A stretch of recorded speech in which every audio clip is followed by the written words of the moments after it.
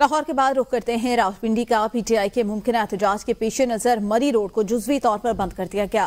ताज़ा तरीन सूरत हाल के लिए रुख करते हैं जहां पे पिंडी का, जहां पे हमारे नुमाइंदे अनवार अब्बासी हमारे साथ मौजूद है। अनवार, बताइएगा जी। इस वक्त मैं मौजूद हूँ फैज़ाबाद के मुकाम पर और आज पाकिस्तान तहरीक इंसाफ की जानब से एहतजाज की कॉल दी गई थी और आज मरी रोड को लियाकत बाग से लेकर फैज़ाबाद तक मुमकिन तौर पर बंद किया जाना था, लेकिन अब आप देख सकते हैं कि ये फैज़ाबाद के मुकाम पर फैज़ुल इस्लाम के सामने एक यहाँ पे ट्रक रख कर रुकावट खड़ी की गई है, लेकिन सिंगल रो अभी तक जो सदर जाने वाली रोड है वहाँ पर अभी ट्रैफिक चल रही है, लेकिन कुछ देर में इसे भी बंद कर दिया जाएगा चूँकि यहाँ पे मुमकिन तौर पर इसे बंद किया जाएगा चूँकि ये ऐलान किया गया था कि लियाकत बाग से फैज़ाबाद तक रोड को बंद रखा जाएगा।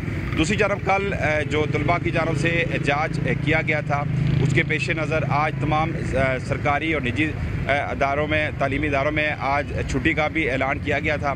इस वक्त सूरत हाल ये है कि अवाम बेयकीनी की सी कैफियत है, लोगों को मालूम नहीं है कि कौन से रास्ते खुले हैं कौन से बंद हैं। ताहम ये ताज़ा तरीन सूरत हाल ये है कि यहाँ पर अभी रुकावटें खड़ी की जा रही हैं, लेकिन अभी मुकम्मल तौर पर मरी रोड को बंद नहीं किया गया। हाल ये है कि अभी जुज़वी तौर पर इसे मरी रोड को बंद किया जा रहा है, लेकिन उम्मीद ये की जा रही है जिस तरह के मुमकिन तौर पर कि नमाज जुमा के बाद, चूँकि एहतजाज की कॉल भी पाकिस्तान तहरीक इंसाफ की जानब से जुमा के बाद की दी गई थी, उसे मुकम्मल तौर पर बंद किया जा सकता है। जी।